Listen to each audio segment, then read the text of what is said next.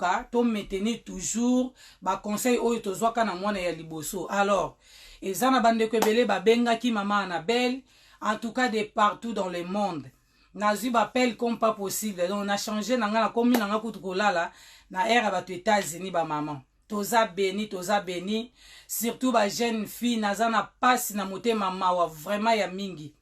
Pona komona que bane belé baboti na kati ya mboka na so surtout ya Europe. Bayebi te koma bakoki ko simba nzoto na bango, bayebaki te koma bakokaki ko entretenir nzoto na bango, po bayeba na kozongo ozomona jeune fille après savoir kolanda émission to salaki mwana bandi kolela lobi yaya ndengo expliquer que soko se soigner bien te moi ça bimaka mu pepe. Moi je sens c'est comme si na bimi mu pepe nzoto na ndengo lobaki komi bekai et puis nazo sala bagazi pamba en fait na liboso na sima et salinga pasi abi je suis orpheline de père et de mère na ye kobota na mboka oya mupaya naza na mutu te yaya ngamo kaka na bebe mutameka kosunga ngamo muke mobali na ngame ye pa salaka beba zana no muke nana kosokipe nanga yaya na bebi na sala nini ba maman yo vraiment maman oyo zala nanga na pokwa na lelo toza na bana na biso toza na ba jeune fille na biso tango zo mona kaya boye bisiko zali tout en tour na yo tango zo mona mwana ya moninga taza mwana na yo te.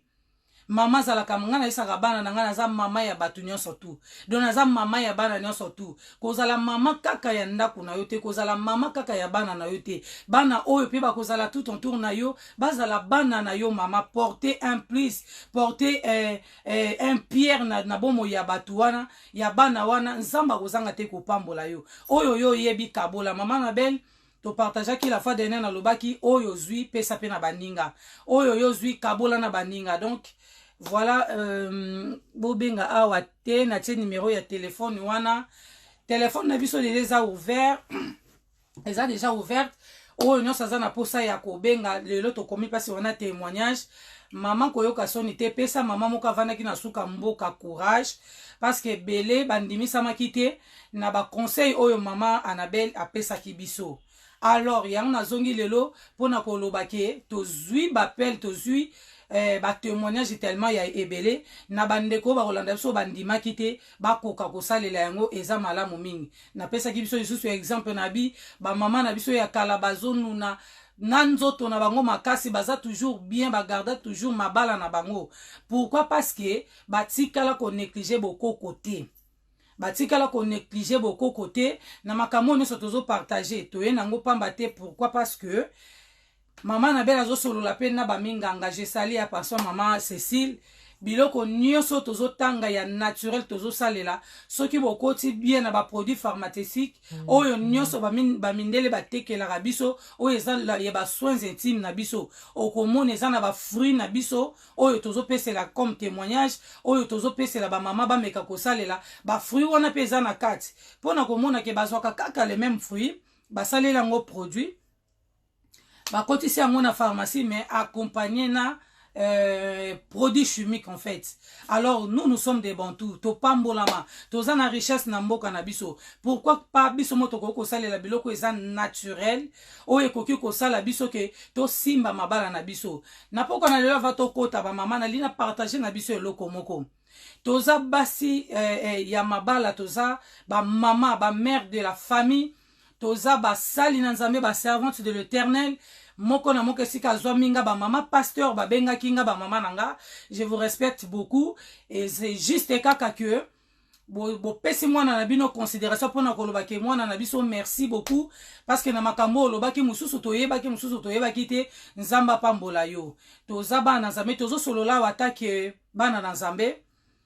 Avant banda tout d'abord na bondela ki nzambe nanga pona koloba ke Saint-Esprit apesa biso intelligence pe sagesse ya koyeba na ko partager pas pour rien na lingi na yebisa biso boba mama ko bondela eza malamu mingi. Mama Annabelle apesa ki biso conseil alobi mama bizaleli mabolongo na ye eyindaka mabolongo ane eyindaka na daje o na pesa ezate ke eyinde koma mwindu osali na ngwe lokote ou soit ozopakola mafuta moko nde eyindisi yo place wana etie place mususu tentire. Non, mama bizaleli mabolongo na ye eyindaka na prière mwasi ya mabondeli. Donc mama zwaka procession ya ndaku na ye Maman zoka contrôle yanda kunaye na prière. Donc par la prière nde maman a kolonga, par la prière nde maman kotambu sa foyer na ye malamu. Vie de prière c'est très très important. Na bomo ina biso ba mama tozali kaka biso wana ba maman to protéger ka mibali pe bana na biso par la prière. Yebaka ke mama mutazalaka na clé ya ndako tolobaki yango la fois dernière, mama mutazana na clé ya ndako, alors mungu na pa kota fo mama ndaka ba clé wana soki yo pesite mungu na kokota te. Mama mutakanga ka porte d'entrée na kati ya ndako na ye, mama mutakanga ka banzela nyoso tu mungu yini akota te po memela ye komba na kati ya foyer na ye. Alors, na kati ya ko partager tozolo ba mama, oui, toza na kati ya l'église, toza na occupation, ba mama misusu bazolandanga awa bakambaka jeunesse, bakambaka ba mama na kati ya l'église, bateyaka baza basali na Nzambe, ba prêchaka pena une bonne parole, o ezake mama na belle yango kutu tazolobela awa. Mais na lingi na partager na biso koloba prier c'est très bon. Tozo bondela oui, mais tangu tozo bondela tobandaki kobondela Nzambe pambola biso tobala Nzambe apesi yo libala tango koti na kati ya mariage il faut yeba ko utiliser mariage wana, il faut yeba ko savourer yango, il faut yeba utilité ya mariage, il faut yeba l'importance ya mariage oyo yo koti nango, et puis il faut yeba oyeba importance nango vraiment ya mariage oyo yo koti na kati. Donc ezaka rateke na bali na lati voila mulai na sali fete ya ebele ya bato ebele tout bato ba moninga na bala ki feti nange kotaki na internet, mais okoti na kata libala oyebi te makambo nini oyele kaka na kati ya mariage. Yango na lobi boye ba mame bele to mipesa na mabondeli ko bondela Nzambe sala ko bondela tango nyonso tu Nzambe ya batela mabota na biso mibali na biso, mais tozo bosa na ke après savoir ko prier il faut to bongisa pe banzoto na biso, parce que prière te ko uta na lola e ko kita po ya ko bongisela yo nzoto yo mama oyo si oboti. Nzoto ya mama oyo ya boti ezalaka ndenge moko te na ya mwasi oyo na boti te. Tokoki jamais ko entretenir nzoto na biso pareil na mwasi oyo na boti te, jamais. Tangu tozalaki na bandako na biso ba mama bane ko pesa so toujours toli, mwana mwasa sokolaka mai malili, mwana mwasa sokolaka mai malili, sokolaka ka mai malili na nzoto na biso basi sokolaka mai malili e kosunga yo.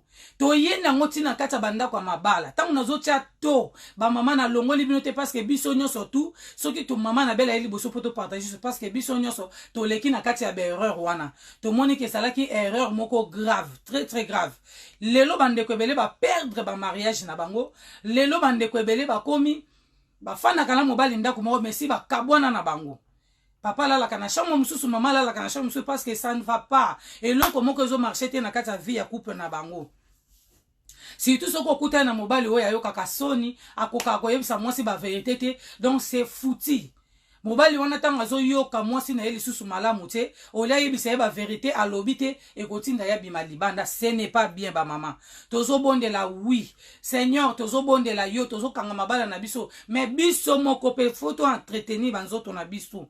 Biso moko photo simba nzoto na biso comme il faut pour na ko vandisa pe mibali na biso pembeni. C'est très très important. Mama mwasi ya libala oye kola kozala na propreté na nzoto na yo. Zala propre yo moko, mobali na yo zala propre, bana na yo bazala propre, et nzamba kozanga te ko pambola yo. Donc, tozo partager pambate, parce que karande na utolo baba appelle tozui eleki tellement ubele. To bondelaka. To memaka Bible, to salaka musala Nzambe, to kendaka koteya, oui to lambaka kitoko mibali na biso baliaka, to sukolaka pe mai malini ne ba parents balakisa biso. Maintenant ezane eloko oyo to négligeant na vie na biso ko entretenir nzoto na biso pona koyeba ke tant to pakolaka mafuta na pona biso na nzoto na biso pe ya bomwasi esengaka faut ko lesa yango bilei ya malamu po ezala toujours à bonne santé, faut ezala toujours na forme, faut ezala toujours na efficacité, faut ezala toujours na valeur devant ton roi. Mibali na biso baza ba roi, mibali na biso baza ba roi, donc roi faut liaka toujours biloko ya kitoko. Roi faut liaka toujours biloko moko ya malamu o eza bien préparé. Makambo tozo solo la ba mama nanga. Ezaka kateke mama na belle mutaye kote ya biso na Bible makambo ezali. Esther tango alingaka bala mokonzi bandeko na ngai. Ba memaki nano Esther, ba memaki na kata salon te. Ba memaki Esther na kata salon te, ba memaki Esther na kati ya chambre. Pourquoi ba memaki na kati ya chambre? C'est parce que ba kene ko lakisa ye ba secret ya mwasa libala. bakene kolakisa ye comment se comporter na ndako ya libala, comment koki kozala na mobali na ye na mbetu ya libala, comment koki kozala na mobali na ye po asepelisa ye. Makambo biso tozo solola bandeko nanga, tozo breger yango tabou. Pourquoi? Parce que ba papa pe bazana ligne bazolanda biso, mama zalaka mama ya secret. Yango moni tosala groupe WhatsApp na so parce que kune za sans tabou. Mutu nyonso ta comprenaka te na kati ya émission tokenda kosolola ngo na kati ya groupe WhatsApp na biso. C'est très très important. Esther ba mema ki ye balobi ba pakola ki ye mafuta nzoto mobimba. Ba pakola ki ye nzoto donc azalaki ko ba wendre ye nzoto huile. Bataki ye huile nzoto mobimba. Tangu bataki ye huile wana mebene mena ndimi teke Esther azalaki na bilamba na nzoto. Na ndimi te tangu babande kolakisa ye ba pratique oya kokota na ngona ndako kwa na mariage azalaki na bilamba na nzoto. Je ne pense pas. Mais c'est que moi je sais tangu babande kolakisa Esther ba longola ki bilamba batika ki ye tout ni. Batika ki ye ni pona kolakisa ye ke po roi asepela il faut za boye. Donc makambo tozo solo les bibliques. Eza biblique tozo solo la ngata ke ba na Nzambe. Ba mariage beleza ya kokufa. Ba mariage beleza ya kopanzana, ba mariage beleza ya kobeba. To fandi kaka atake ba sale, atake ba servante, atake ba serviteur tozo talaka na misu. Tozo balisa bana na so na église après 1 à 2 ans mariage ekufi. Mwana zongi lisusa komuko luka nani lisusa ko tia misu po akende lisusa kokota ko se remarier encore.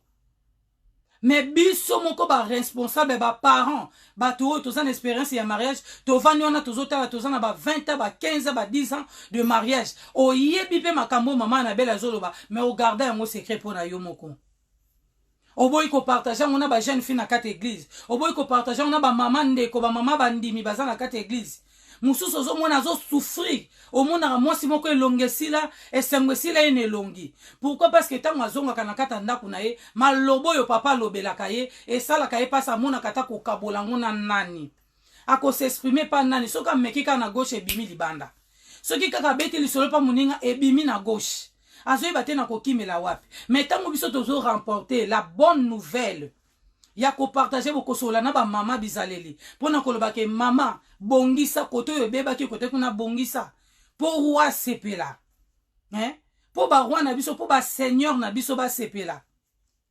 Sarah bengaka Abraham mon seigneur pas pour rien azalaki mwasi oyo azalaki ko sala esengo ya roi na ye oyo salaki Abraham.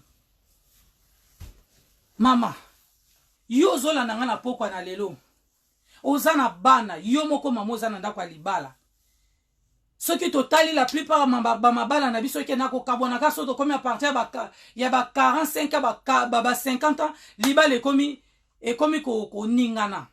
Pourquoi libala ekoma ko ningana ndenge wana? Parce que biso moko to yebi makambo lekela biso na kati ba couple soit mama azaka susu na posa ya papa te soit papa posa na ekomi makasi mais azokoka kosilisa posa na ye pa ya mama te. Biloko wana nyonso surtout soki toza préparé nango moralement parce que c'est loko moto partage kango moralement soki toza préparé moralement mususu ba accident wana ekokomela biso te. Ba accident wana ekokomela biso te. Ba parents na biso ya kala ba vandi ba 80 ans ba 70 ans na ba mariage eloko ni sala bango bakanga ba vanda place wana yango ezotinda mama na beto partager. Nzamba pambola lisusu mama Ariane, nzamba pambola mama Riachou. Mama na nzela na yonde mabota epambolami, na nzela na yonde mabota ebiki ebele, na nzela na yo ba mama ba comprendre que maya malili oui eza malamu pona koselela maya malili. Bandeko oyo bazobenga nga bobenga nga na numéro oyo na tie likolo ya téléphone mama Riachou wana atindeli bino numéro ezo mata place wana s'il vous plaît. Bobenga nga na téléphone mususu oyo nazo salela live bobengela nga te s'il vous plaît bandeko nga tozo partager makambo eza très très important. Très très important. Donc tozo partager pas pour rien ba mama na ngai. To bongisa nanu banzoto na biso banzoto ese baby. Beauté ya mwasi eza kaka na elongi te. Beauté ya mwasi eza kaka libanda te. Beauté ya mwasi pesa extérieur kati na yo. Ndenge na zolo ba mama oyo azobondela. Maman oyo azobondela, akobondela oui, après savoir aussi ça ko prier, il faut entretenir nzoto na yo, il faut bongisa foyer na yo, bongisa papa, bongisa bana, bongisa ndaku na yo, zala mwasi ya esengo, zala mwasi ya mayele, mama ya mayele, atika katika nzoto boye boye te. Liboso ya mobali na yo faut zala toujours attirante. Liboso ya mobali na yo faut zala toujours ozalelo komo eza plus précieuse. Oyo mobali na yo kokota misu nyonso to kotala. Mwasi ya mayele abongisaka. Fondation na yo, fondement na yo, fo ezala ya kobonga poto lia malamu. Téléphone na biso eza polele, toko kota pena na profondeur na ba témoignage. Toza na posa ya ba mama bizaleli bocha ba cœur, ba mama bizaleli bocha ba cœur. Tozo zela ba appel na bino bo témoigner. Témoigner soko za na besoin to bomba kombo na yo to lo bangote na live awa to ko bomba kombo so poza na posa ko se présenter te to se ko se présenter te mais au PC quand même témoignage pour na ba mama oyo bazalaki un peu na mois d'août hein oyo bazalaki nanu na mois ko lemba mois bolembu mukie basalelaki ba conseil wana te bazwa pe makasi to te yaki to zalaki na lité na so to lobelaki ai to lobelaki citron. Tolobelaki aloe vera, tolobelaki beurre de karité.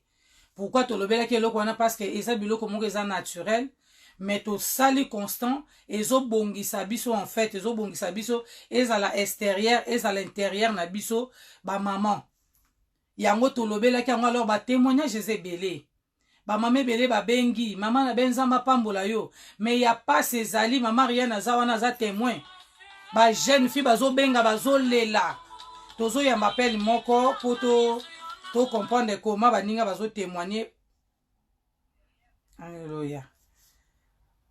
Allô. Allô, bonsoir.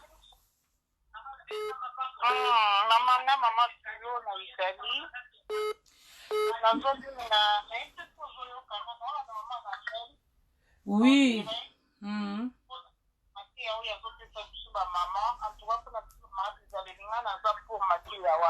Amen.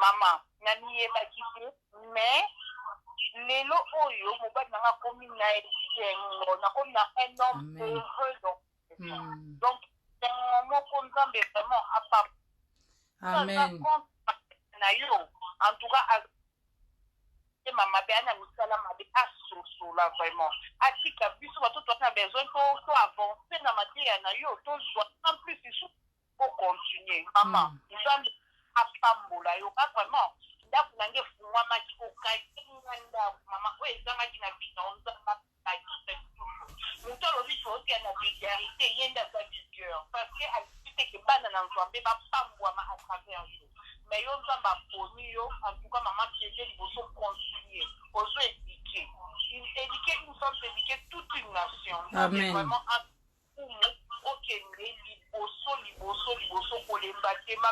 les gens vont parler. Mais maman, en tout cas, continuez. En tout cas, vous êtes bénis.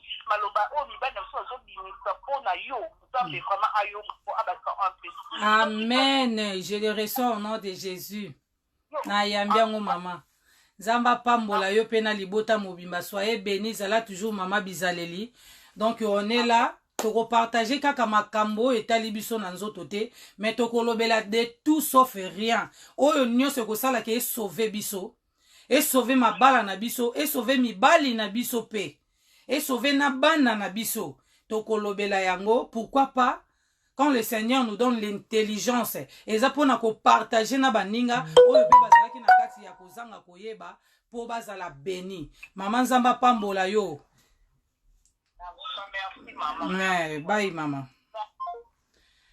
Donc voilà, boyoki témoignage ya maman. Maman libala na ye komaki déjà na porte. A komaki déjà ko bima. J'espère bien maman nenga zolandanga, c'est sûr. A komaki pe na ba lamatation na mutema na yazo yebate akokende wapi akokimela wapi. Akosolola na nani. mawese sili na mitema ya bato oyo tozo vivre les attentes de la fin. Bible elobaki na biso na mikolo ya suka bolingo na mitema bato ekosila, mawa na mitema bato ekosila, bato bakokoma na amour d'argent. Ne siko linga ndeko na yo yo kolinga nde bozwi na ye. Ozotala ba bien matériel o mutaza nango yango nde yo okokure derrière yango. Metango muninga wana azokufa yo kozwa pasi na ye wana okomisa ngo sujet ya monkeri. Non, ce n'est pas ça ba maman. Biso nyonso tozolanda awa tobengani basi ba Kristo, tobengani ba servante de Dieu, tobengani bana na Nzambe, ba chrétien baza ebele, chrétien to chrétien te Nzamba yebi yo. Kaka na position na yo zawa na Nzamba yebi yo. Olalaka apesaka yo pongi le vrai miracle ya liboso Nzamba salelaka biso ezana nou souffle de vie oya pesaka na moto pona ko fongola misu na tongo kozongisa esprit kobanda kotambola kobanda koloba. C'est un miracle ya Nzambe. Mota kosa ote mama tozo kende koluka ba miracle Nzamba salela so miracle liboso za souffle de vie. Miracle liboso ya mwana me bien aimé. Biso to mona bato ebelo ko mona muto alala boya la muka na pongi akoma sumiwe aloba lisusu te atika la baba. Pourquoi? Parce que a mona mambi ce qui ba baloba ni bi mona meso kufela yemoko na motema moya loba lisusu exactement lobe kima. Mais tant ozo la muka ozu quand même force ya kobenga intel ya kobenga ta mona na yo ya koloba ta likambu ya kotambola ta 2 pas 4 pas kumi sans Nzambe. Alors bolingo Nzamba tia na kati na motema na ngai mama Annabelle na mama Riane yangwe pousser biso liboso na bino poto ya ko partager yangwe pousser biso liboso na bino poto ya ko sunga libota moko ebandaki ko kenda na faillite couple moko lingaki kufa. Pourquoi biso to ko fa na kato accepter kara ba divorce ovandi kara bo divorce na gauche divorce na droite, donc eso ça fait trop mal. Tozo yebate biso tozo kansaka ki impolitesse mtezo bo mama bala. Tozo kansaka ki impolitesse mtezo bo mama bala. Zoka na ba erreur na biso ko bongisa nzoto yango mtezo sala biso. Hein? To yambi susu mama na biso moko. Allô? Allô, bonsoir. Bonsoir mon père, mes respects papa. Béni, bonne année. Mes respects papa, bonne année, bonne année, bonne année. Béni, ça va? Ça va très bien, merci papa. Là, Naza direct dans l'émission. Hein? Ah, d'accord, ok, désolé. Mais papa Zate. Oui, papa Zali. Ah, ben dans ce cas, il continue de se faire ça à papa alors. En tout cas, ça me fait plaisir de te voir.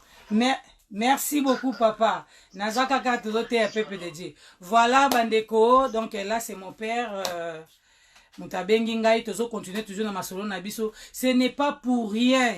Nazo pesa ba témoignage oyo esalinga pasi. Ozo mona jeune fille bengi lobi maman Annabelle. Naza na 22 ans. Mais nazo koule ba mai na nzoto na biso ya basi comme pas possible. Mibali nyonso bazo ya bazo tikanga bazo kende. Ba fiancé nyonso bazo ya bazo tikanga bazo kende maman Annabelle. Mais conseil ka kopesa kinga ya kolala na aiwana. Mama depuis na bandi kolala na aiwana na zongi normal. Nzoto nange zongi normal, vraiment je bénis le Seigneur. Mama bondela tanzambe na yo, cette fois-ci fiancé oya koya atikala.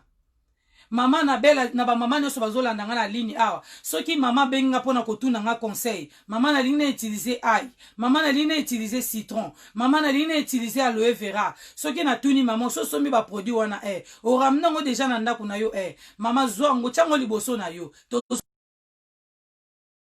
mo bobenga na numéro oyo to teli kolo wana. Tozo continuer lisolo na biso. Donc ezo sala passe sali passi. Bana na biso bazoyeba te comment bakoko se comporter biso moko ba mama pareil. Tozoyeba te ndenge ni toko ko entretenir nzoto na biso comment toko za ba mama misusu bolimbisi ba mama bolimbisanga. O mama ta sukoli ndenge ni na tie deodorant mais solo ya mapekesi la kate en fait. Déjà tant ozo lala na papa ndengana ozo déranger muninga na nzoto na mbeto ozo tia ye mal à l'aise. Maintenant, si vous avez un conseil à maman Annabelle à Pessio, au pambolama, au kozala béni. Donc, le coup, on a soulevé les camons, on a pourquoi on a le yo maman zolandanga. Oh yo karake o dégagaka. odégajaka mapeka na yo à chaque fois yo moko ederangeaka yo soko olati elamba ekataka bamitoki na se wana ya mapeka mama nalingi napesa esu conseil na pokwa na lelo biso tozobaze kaka na citron eza très efficace na nzoto na biso bato mama yo oyo oyebi ke baodeur wana ederangeaka bato zwa citron na yo eza kaka bamama te ya des papas aussi hein? Excusez-moi papa mama moko abengi lelo mpona kotuna ngai mama ngai papa dégagaka solo mapeka malgré tout nga na mwasi na ye na supportaka ye bongo me esalaka nga soni na miso ya bato koma bato bakoki kosupporte ye mama nakoki kosala nini yoka conseil oyo na opeso na pokwa na lelo zwa kaka citron wana ozwi bicarbonate na yo somba bicarbonate na pharmacie somba bicarbonate ya pharmacie ozwi citron na yo okati mutu nango likolo ya citron wana otie poudre ya bicarbonate na yo osali mwa mosapi na yo bosali lokola kosangisa citron na bicarbonate frotte yango makasi na se ya mapeka na yo nika yango mpenza makasi nika oniki après savoir kosisa konika vanda nango wana pendant ata 20 minutes ovandi nango ata pendant 20 minutes après okoki kozwa be na yo mama ekosoulage yo ekosunga yo ezala yo papa ozolanda nga baoder wana okoyoka yango lisusu te s'il vous plaît papa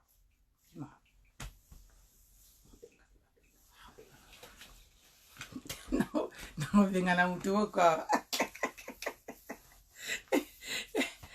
oh Seigneur vous comprendre hein ce moment vous savez que mutu mwa azo chichoter pembeni ndenge kana zoloba zwa citron na yo mama tia bicarbonate likolo somba bicarbonate ya pharmacie banda konika banini bazesel na yo ovandi nango pendant 20 minutes après 20 minutes ozwi be na yo normal ekosunga yo ekosoulage yo mama kozangaka deodorant te mama azalaka na deodorant ya sortir mama azalaka na deodorant ya komata nango na mbetu deodorant oyo totiaka mpona komata nango na mbetu totiaka deodorant ya makasi oyo ya odeur makasi te pa oyo ebetaka boye ederangeaka non okoki koetufe papa okoki koetufe moninga alali pembeni na yo soki ozwi deodorant ya odeur oyo eza na solo pene ya force wana otiango na moma ya kolala non mama azalaka na DDO deodorant ya makasi wana eza mpona kobima nango ntango okoki kotambola bamouvement motoki ozotambola nango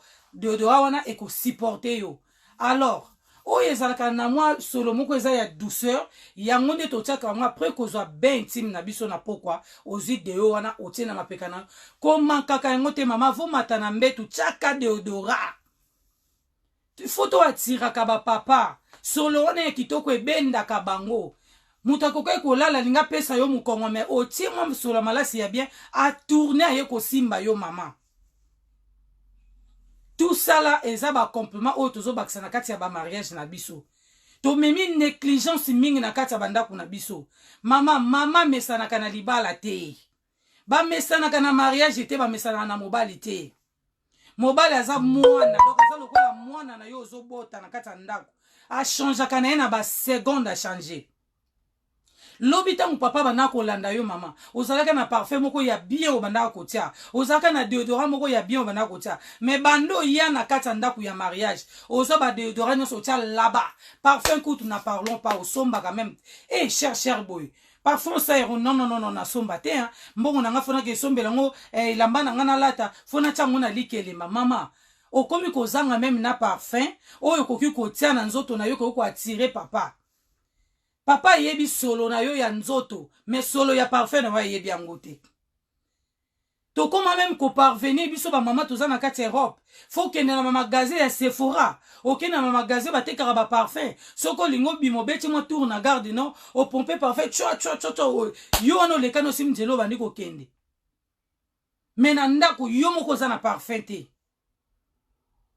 maintenant ton papa kokende mwa place moko boye mwa kamikazi moko alekende pembeni na odeur a bien papa baluki premier regard tango kopusa na boatali ye propre manzaka na etala na te manzaka te mama na belle na te manzaka te propriété ezaka te faut ko tsaba manzaka milai oui il y a un temps tokoki kotia ba manzaka milai ya un temps aussi okoki kozwa pe ka manzaka na tie même pas base olimi kaka manzaka na yo moko oza propre papa ko baluka bo atali muninga makolo propre atali muninga elongi propre maboko propre mais yo za kaka wana je suis pressé je suis fatigué bana bakendaki classe na lembaki yango na lali kaka bo mais non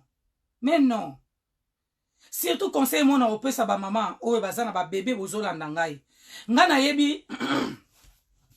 na yebi ta unazo bota bana na nga na Congo ba mama kaka ndene esaki bino nazo ba conseil ya ba mama ya quartier ndenge to bande kokola na baninga bande ko conseiller na yeba ka mama ya mina nga moka yebisa ngai soko za na bébé na ndako ko yambisa ka papa na poko soka uti musala te bébé wana na solo ya le ou soit ne lamba vana ki na ona journée déjà ceux qui va pesa au conseil ya ndengwana et lamba mwana lataki na journée papa ko yoko ya ko akei bébé na ye bongo te na pokwa ne lamba wana c'est que yo moko pe foza la bongo pourquoi parce que mwana ko oleki sa journée amelaki ba miliki aliaki asalaki ba nisi biloko no se sopanaki ko tara ba ona kingo tango papa zo to msalo présenter ouais regardez ta fille regarde ton fils ozo pesa papa pesa mwana bizu sola bisanza oramba moka ya kiti selo bébé maman zo ina no je suis fatigué na ke sokola akimi solo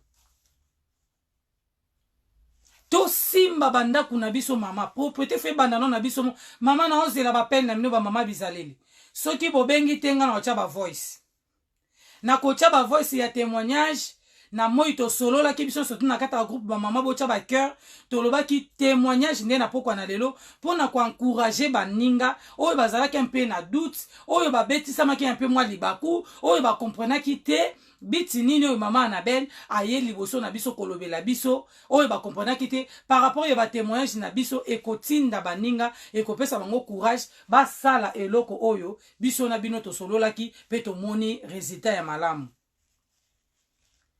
toyaki lisusu kosunga bandeko oyo babotaka na déchérie tolobi ndeko soko oboti ndengwana eloko ekokausa pota na yo mbangu eza sel de mer tia yango na mai tia mai ya malili fandelango pendant 1h30 après olongoli ebomaka pe infection mais tomoni ba mama misusu balobi na so non mungu elongolaka zemi tolobaki non moi ça zemi akoki kosala eloko te je profite bien ya koloba na mama bizalelo azolandanga si tu es enceinte ozana droit ya kosalela eloko moko te oto opesa ba conseil awa ni ail ni citron ni sel okosalela eloko te ba mama bobenga tozozela ba pelle na bino bobenga tozana posa ba témoignage na bino s'il vous plaît okosalela eloko moko te pourquoi parce que ozana bébé na libumu nzamba sala nzoto na biso un peu différent ce qui maman azo apporter zemi nzoto na epeza ka mystique ezalaka bien na ndenge ya bonzambe ndenge salelango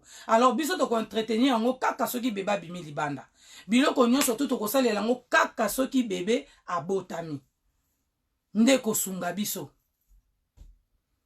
ba mama ebele to père de mama bana na biso sans le savoir parce que to yebi mingi to boya koyoka ba conseil ebele pe baza ba yoka ba conseil te ba lobela bango pe ba boya ko mettre en pratique biso to linka ka wina na mboka mupaya et na koma déjà mindele basala ka boite non na lobaki biso na mindele toza pareil te biso na mindele toza pareil te ba maman faut pas ko imiter ba mindele to so na appel moko o ba maman. Allô? Bonsoir maman. Bonsoir maman Annabelle. Bonsoir maman, soyez bénie. Amen maman. Nga la bengi parce que nga naza parmi moka ba maman bizaleli. Oui maman. Na bengi vraiment pour na ko témoigner parce que makambo maman Annabelle azoloba ezo sunga. Ngai vraiment naibaki bar de carité. Naibaki en fait naibaki bar de carité mais naibaki batiaka na suki. Ba ça la même makambo ya ba intime na bar en tout cas naibaki yango te.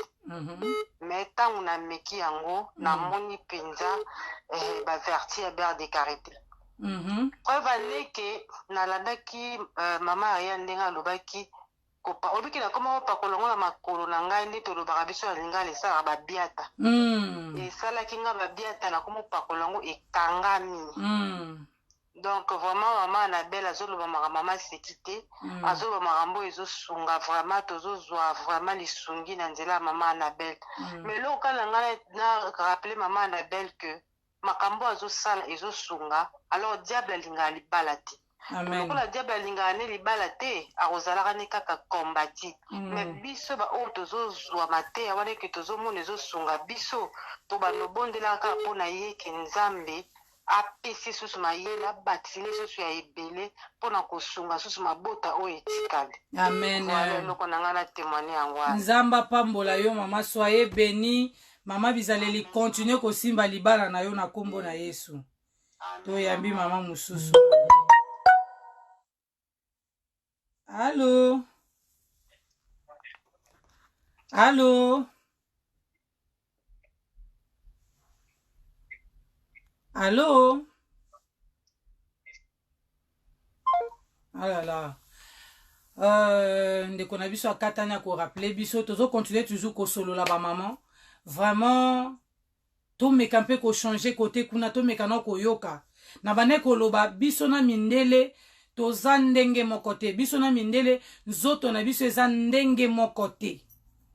Mundele ya mobali po abima na mwasi na ye akolinga mama wana zala na mai ebele. Mais nous le Bantou, ba papa balingela biso ndenge wana te. Nous le Bantou, oya mana appelle oyo.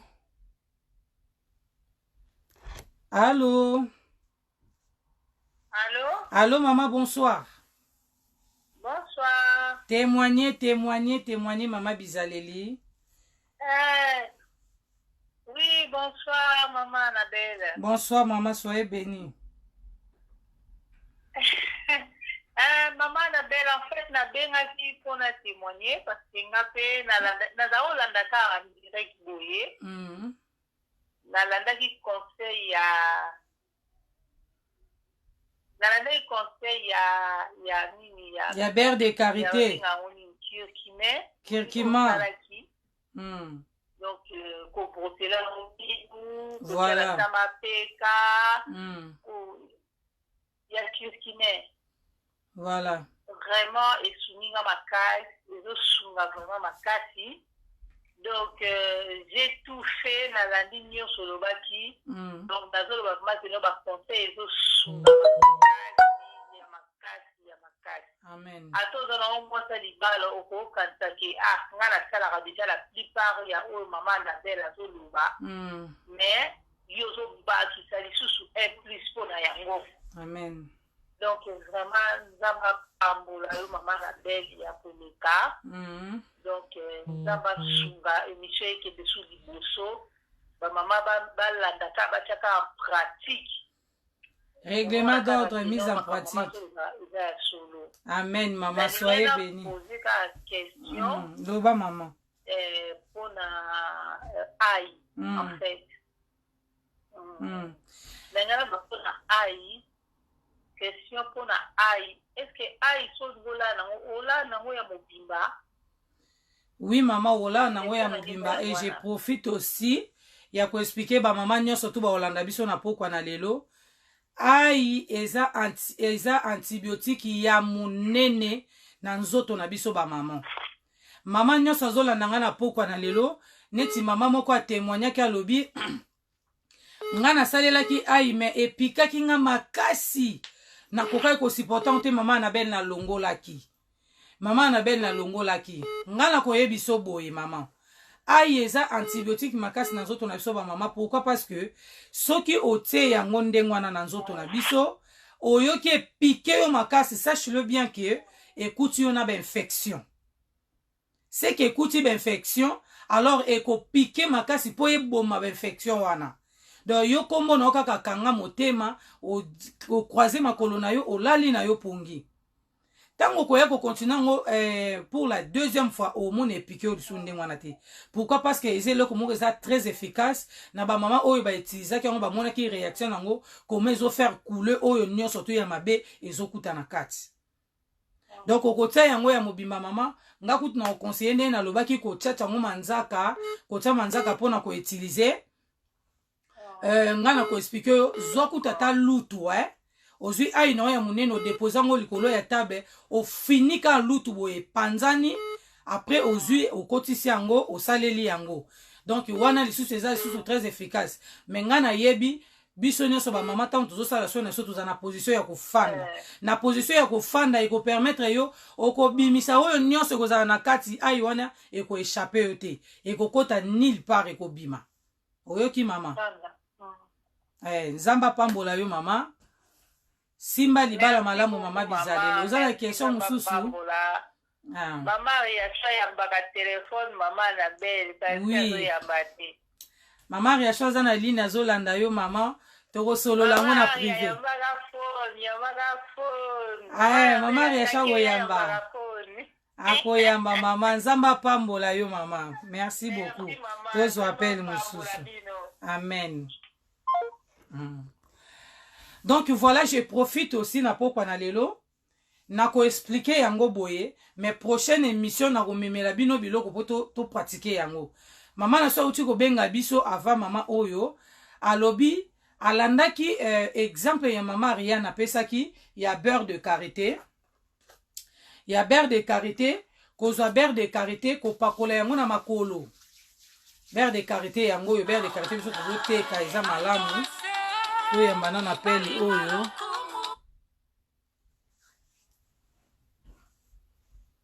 allo caméra nde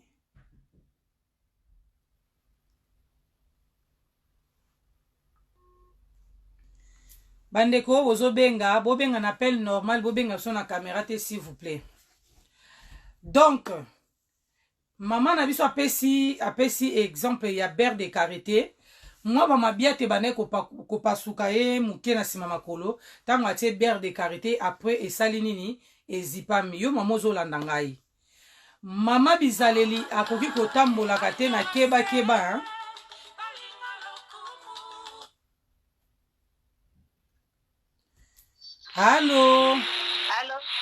Allô bonsoir. Bonsoir, pambola maman. Nzamba pambola pe yo maman na ngai. Oui, maman na belle na question. Question na ngai za liboso, est-ce que mtako utiliser AI pendant que yaza na zemi, akotia AI? Non maman. Pona ko bon, mtako salela nini pona ko pona ba infection, moi ba mirabiso tango zemi ba mekesi tota ba infection, est-ce que vous utiliser pona ko nakopesa na biso conseil maman soki oza na zemi infection nyonso toko kokuta nango na zemi faut kokende komona médecin nde moto akokomela yo kisi nini oyo koki koutilize biso awa tolobi ava ya kotouche biloko na biso toliaka oyo tozoutilize yango mpona santé na biso il faut zala après accouchement en fait. Bonjour fidèles internautes de www.elengiakomba TV. Bonjour, bonsoir, balandi nyonso ya Elengiakomba Congolaise TV. Belé partout dans le monde, partout où vous êtes, partout où vous êtes, Elengiakomba TV vraiment. Bonjour, bonsoir, na abonné bafa nyonso ya Elengiakomba Congolais TV. Bonjour à mon boss, on a appelé ça vraiment un pandi. Bonjour à mon boss, JP Kiama. Je salue mon boss Balobi, boss des boss Babi, JP Kiama.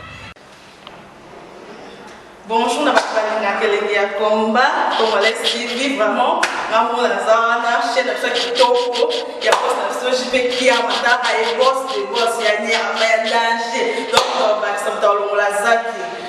Ya boss na biso JP Kiama nzambe na ngai ba boss bazali ba boss bazali JP Kiama le boss des boss. Napesi d'abord bonjour te ba mbote belé na mo boss JP Kiama wana na kozangisa ote donc na ko lekate sana napesa mo boss JP Kiama boss des boss.